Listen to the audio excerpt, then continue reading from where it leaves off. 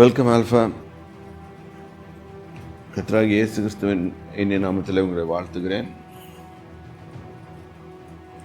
இப்பொழுதும் நம்ம ஆதியாகமம் 2ஆம் அதிகாரத்தை படித்து கொண்டு வந்தோம். The purpose of man, God created man பார்ப்போம். 2ஆம் அதிகாரத்தில் 1ஆம் அதிகாரத்தில் இருக்கிறத விட கொஞ்சம் அதிகமாக விளக்கி சொல்கிறார். 2ஆம் அதிகாரம் 5வது வசனத்தை வாசிக்கலாம். நிலத்தினுடைய சகலவித செடிகளும் பூமியின் மேல் இன்னும் உண்டாகவில்லை, நிலத்தினுடைய சகலவித பூண்டுகளும் இன்னும் முளைக்கவில்லை. ஏனெனில் தேவனாகிய கர்த்தர் பூமியின் மேல் இன்னும் மழையை பெய்ய பண்ணவில்லை, நிலத்தை பண்படுத்த மனுஷனும் இருந்ததில்லை. இது நம்ம வாசித்தோம் ஏற்கனவே. அந்த காலத்தில் மழை கிடையாது, பனி தான் வந்து நினைப்பிச்சு. கிரவுண்டு ஆப்ரேட் பண்ணுறது கர்த்தர் உருவாக்கினார். ஃபஸ்ட்டு இந்த உருவாக்கப்பட்ட பூமியை எப்படி ஆப்ரேட் பண்ணணுன்னு அவர்கிட்ட தான் கற்றுக்க முடியும். இந்த காலத்தில் நம்ம நீர் பாய்ச்சுக்கிறோம், அது இல்லாமல் கர்த்தரே மழையை அனுப்புகிறார். அதுக்கப்புறம் நோவாவின் மழை பேழைக்கப்புறம் நோவாவின் காலத்துக்கு அப்புறம் மழை வருது. அது முன்னால் வரைக்கும் பனி, மூடு பனி தான் நிரம்பி கிரவுண்டு நினச்சிருந்தது. நிறைய ட்ரீஸ் இருந்தது. இப்போ சொல்கிறாங்களே ஈக்கலாஜிக்கல் சிஸ்டம் எல்லாமே நல்லதாக இருந்துச்சு, கர்த்தர் வச்சார். ஸோ மண்டை இப்போ 6வது வசனத்தை பார்த்திங்கன்னா, மூடு பனி பூமியிலிருந்து எழும்பி, பார்த்தீங்களா, எல்லாமே பூமியிலேருந்து தான். சோர்ஸ் இங்கே, அது ரிசோர்ஸ் இங்கே தான், பூமிக்குள்ளே தான் வருது.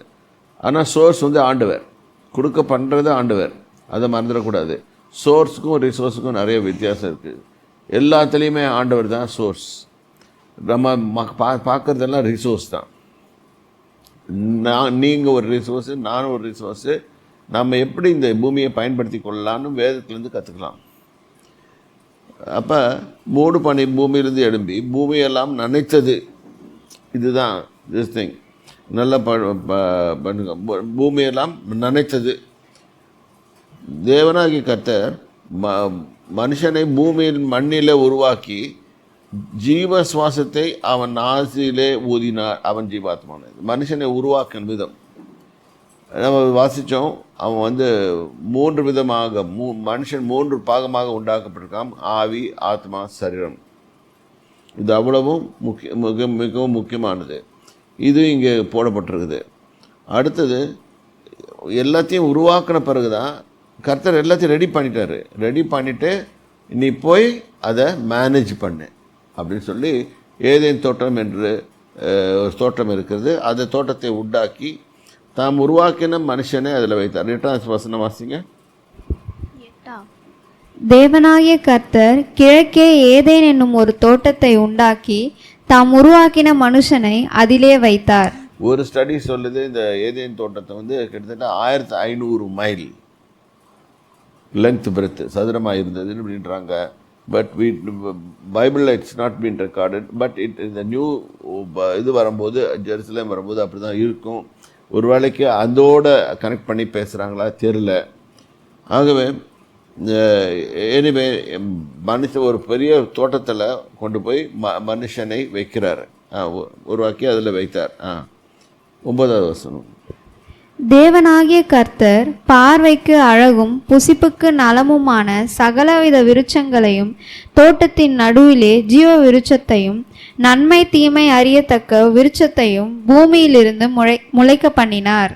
எல்லாவற்றையும் அவர் செய்கிறார், அவரே தான் செய்கிறாரு. மனுஷன் எதுவுமே செய்யல. இது வரைக்கும் அவன் வேலை என்னது? நல்லா அதை பார்த்துக்கோ, சூப்பர்வைஸ் பண்ணு, நீயே ஏதாவது உண்டாக்கு. அது 1ஆவது அதிகாரத்தில் 28வது வசனத்தில் வாசிக்கிறோம். B fruitful, multiply, fill the, சப்டியூ it, dominate it. அது நிறைய அர்த்தங்களை பார்த்தோம். ஒவ்வொருதும் டிக்ஷனரியில் போய் பார்த்தீங்கன்னா ஒவ்வொன்றுக்கும் அர்த்தம். இதுதான் நம்மளுக்குன்ற ரெஸ்பான்சிபிலிட்டி. ஆனால் வந்து கர்த்தர் எல்லாத்தையும் உருவாக்கி, இன்னைக்கு கூட பாருங்கள், இப்போ செட்டில் தங்கத்தை தேடுறோன்னு போகிறாங்க. தங்கத்தை தேடுறோன்னு போகும்போது அவன் தங்கம் கிடைக்குது. அப்போ கிடைக்கும் போது அவன் என்ன பண்ணுறான்? தோண்டாமே இருந்திருந்தான்னா தங்கம் கிடைக்காது. அந்த ரிசோர்ஸ் இது உள்ளே இருக்குது. இவனுடைய வேலை, he has to take effort, make effort to go for the thing. இப்போ இங்கே போட்டிருக்கு பார்வைக்கு நல்ல மாதிரி இது ஃபஸ்ட்டு. நெக்ஸ்ட்டு இவனுக்கு சாப்பாடுக்கு உண்டான வழியை உண்டாங்கன்னு பார்க்குறாரு. ஸோ இவனுக்கு சாப்பிட்றதுக்கு எல்லா விதமான கலராக ஃப்ரூட்ஸு எல்லா வித செடியும் விட்டுட்டு அங்கே ஒரு கண்டிஷன் போடுறாரு, நன்மை தீமை எல்லாத்தையும் சாப்பிடு, ஆனால் அந்த நன்மை தீமை அறியத்தக்க காரியத்தை ஒன்றி சாப்பிடாத அப்படின்னு சொல்லி ஒரு ரூல் போடுறாரு.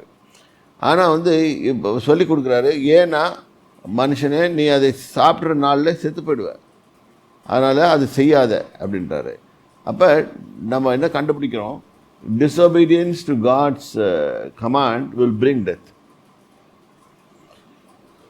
இது பின்னால் எழுதி படிக்கலாம். இப்போ இவர் நிலத்தில் அவனுக்கு நல்ல இதை வச்சுட்டாரா, கனிகள்லாம் வச்சுட்டாரா. 10வது வசனம் பாருங்க. தோட்டத்துக்கு தண்ணீர் பாயும்படி ஏதேனில் இருந்து ஒரு நதி ஓடி அங்கே இருந்து பிரிந்து 4 பெரிய ஆறுகளாயிற்று. 4 பெரிய ஆறுகளை உண்டாக்கினார். ஏதேன்லேருந்து ஒரு நதியை உண்டாக்கி. அப்போ ஏதேன் தோட்டத்தில் மலை இருந்திருக்கணும். மலையிலேருந்து தான் பொதுவாக நதிகள் புறப்படும் அப்படின்னு நம்ம பார்க்குறோம். ஆனால் எப்படி இருந்ததுன்னு சொல்ல முடியல. ஒவ்வொரு பைபிள் ஸ்காலர்ஸ் ஒவ்வொரு மாதிரி எக்ஸ்பிளைன் பண்ணுறாங்க. ஆனால் 4 ஆறுகள் ஓடுது, இது உண்மை. முதலாம் பாருங்கம்மா. முதலாம் ஆற்றுக்கு பைசோன் என்று பேர். அது ஆவிலா தேசம் முழுவதையும் சுற்றி ஓடும். அவ்விடத்திலே பொன் விளையும். எடுத்த உடனே சொல்றாரு பொன் விளையும். அந்த தேசத்து பொன் நல்லதுன்னு பின்னால ஒரு வசனம் இருக்கும், படிக்குமா? அந்த தேசத்தின் பொன் நல்லது அப்படின்னா 24 கேரட் நம்ம சொல்றோம், 22 கேரட். இன்னைக்கு உலகம் ஃபுல்லாக கோல்டை சுற்றிட்டு இருக்கிறானுங்க. யாருக்கும் கேட்கல. இன்னும் இப்போ நான் அன்றைக்கி ஒரு வீடியோ கிளிப் பார்த்தேன். இன்னும் 10 வருஷம் தான். 10 வருஷத்துக்கு அப்புறம் பொண்ணே கிடைக்காது, பூமியில் கிடையாது, ஏர்த்தில் கிடையாது. இனிமேல் கண்டுபிடிச்சாதான் உண்டு ஏதாவது. இது வரைக்கும் 10 வருஷத்துக்கு தான் இருக்குது அவைலபிள் அப்படின்றாங்க.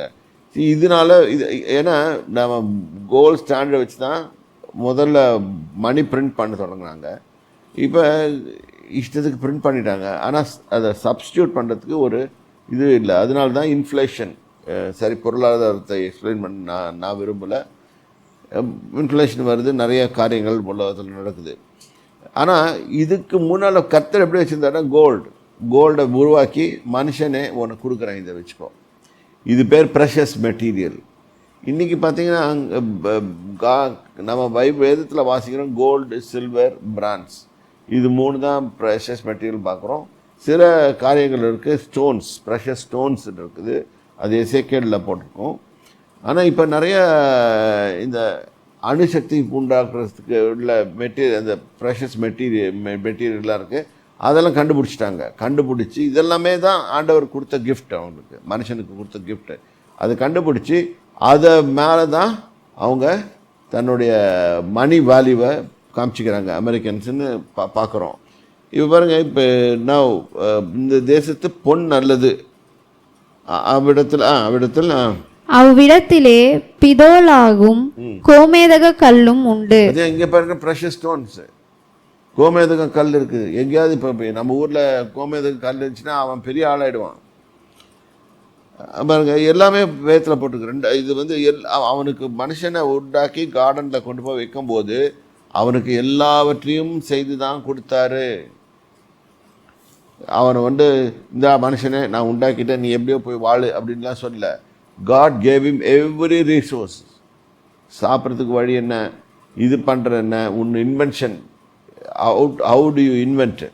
ஏனென்றால் அது கூட அந்த இன்வென்ஷனுக்கும் அவனுக்கு வழி சொல்லி கொடுத்தாரு. ஏன்னா அவன் தேவ சாயலின்படியும் அவர் ரூபத்தின்படியும் உருவாக்கப்பட்டவன். அந்த லெவலுக்கு போகலனாலும் ஓரளவுக்கு பாருங்கள், இன்றைக்கி கூட அந்த இது ஸ்பேஸ் இதில் போய் மாட்டிக்கிட்டாங்க.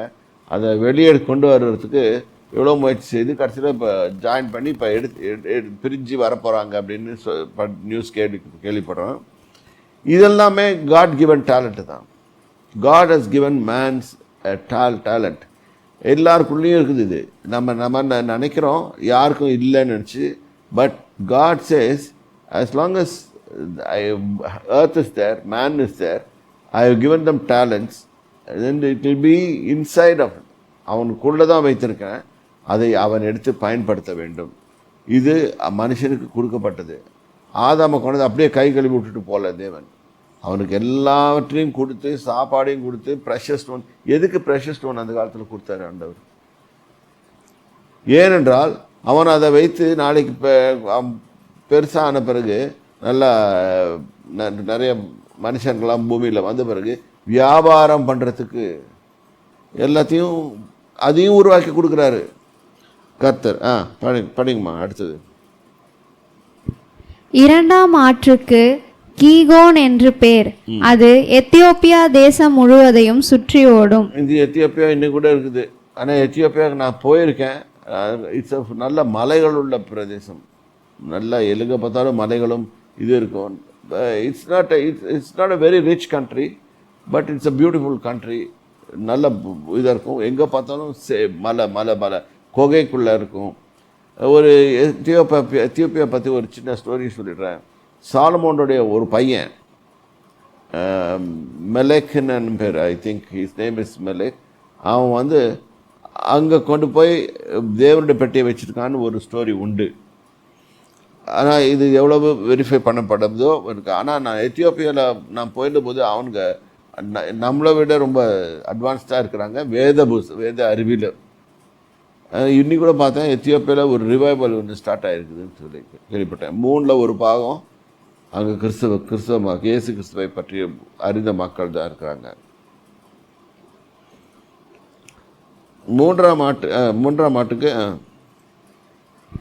மூன்றாம் ஆற்றுக்கு இதெக்கேல் என்று பேர். அது அசிரியாவுக்கு கிழக்கே ஓடும். 4ஆம் ஆற்றுக்கு ஐபிராத்து என்று பேர். இது ஐபிராத்து தான் ரொம்ப முக்கியம். ஏன்னா இப்போ ஆண்டவர் வர்றபோது இந்த ஐபிராத்து என்ற நதி, அதாவது யூஃப்ரிட்டிஸ், இப்போ இந்த காலத்தில் ப்ரெசன்ட் டே இட்ஸ் கால்டு யூஃப்ரிட்டிஸ். இந்த யூஃப்ரிட்டிஸ் தண்ணி வத்தாது, இப்போ வத்திருக்கு அப்படின்னா வேதத்தை சொல்லப்பட்ட ப்ராஃபசிஸ் நிறைவேற போகிறது. அதனால அது வழி தான் இந்த படை வீரர்கள்லாம் வருவாங்க, தேவனோட சண்டை போடுறதுக்காக வருவாங்க. இது பின்னால் படிக்கலாம். இது நம்ம முதல்ல இருக்கிறோம். இப்போ இந்த 6 உண்டான கதையை படிச்சுட்ருக்குறோம்.